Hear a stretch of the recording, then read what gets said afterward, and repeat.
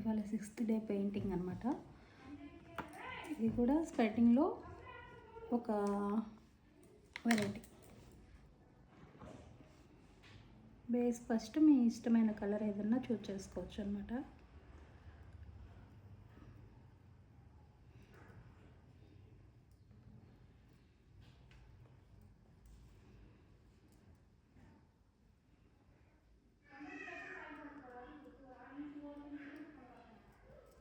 పెటలంతా fill చేసుకున్న తర్వాత నీట్గా ఒకే రకంగా చక్కగా స్ప్రెడ్ చేసేసుకోవాలి. స్ప్రెడ్ చేసిన తర్వాత మంచిగా ఇది వాష్ చేసేయాలండి. మీరు షేడింగ్ ఏ కలర్ అయితే ఇద్దామనుకున్నారో ఆ కలర్. ప్రజెంట్ అయితే నేను yellow colour, light yellow, lemon yellow colour and Indian red colour use చేస్తున్నాను. బ్రష్ 1 నెంబర్ బ్రష్ అండి, రౌండ్ బ్రష్. ఇలా సన్నగా స్ట్రోక్స్, దీని మీద ఇట్లా స్ట్రైట్ లైన్స్, అంటే పెట్టెలకి అనుసంధానంగా వెళ్ళొచ్చు అనమాట. స్ట్రైట్ అంటే కొంచెం పెట్టెల షేప్ని బట్టి మనం ఇట్లా కొంచెం క్రాస్గా కానీ స్ట్రైట్గా కానీ అలా వెళ్ళొచ్చు అనమాట. ఇంక ఈ బ్రష్తో పనికిరాదు. మళ్ళీ 4th నెంబర్ డ్రై బ్రష్ అండి. ఇది వాష్ చేయకూడదు. డ్రై బ్రష్తోని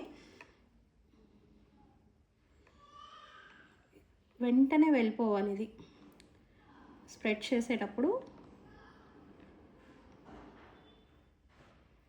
చూడండి, పెటల్ చాలా బాగుంది. ఇదేంటంటే మందార పూలు అలాంటి వాటికి ఇలా షేడెడ్ చాలా బాగుంటుంది అన్నమాట. మళ్ళీ సేమ్ ఇదే మెథడ్ అనమాట. ఇంకో దానికి మీకు ఇప్పుడు చూడండి బాగా అర్థమవుతుంది.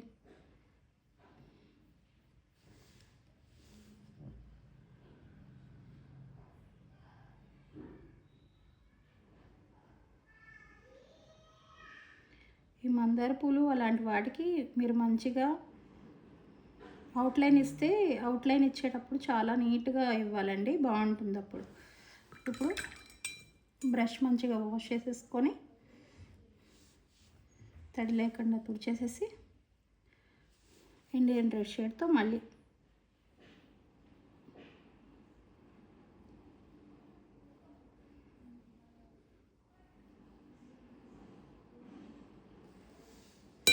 ఇప్పుడు మళ్ళీ డ్రై బ్రష్ అనమాట.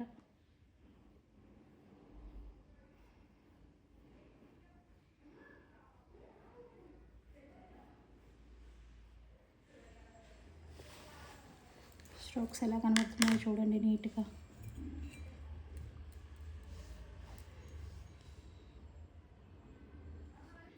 ఇలా పెటల్కి వచ్చేసి